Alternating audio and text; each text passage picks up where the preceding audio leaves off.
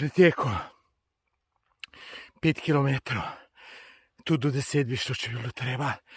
Ampak sem rekel, za prvi dan po 3-4 mesecih je dosti. Je pa kaj me najbolj razveseluje, da mi sploh ni bilo nič težko preteči. In veste, kakšen čas sem imel? Za 5 kilometrov kul 2:28 minut. Imam tole Polarjevo uro, pa brez špeglov, pa sem samo ustavil na hiter. Še 30 metrov sem več pretekel, ker nisem bil čisto siguren, da mi je zavibrirala na rok, ne? No, in vem, da je kul 28 minut. Kakšna minuta dol, kakšna minuta gor. Kot da to je odličen čas. Veste, kaj je? Vsakih 5 sekund je na 5 kilometrov težko dobiti.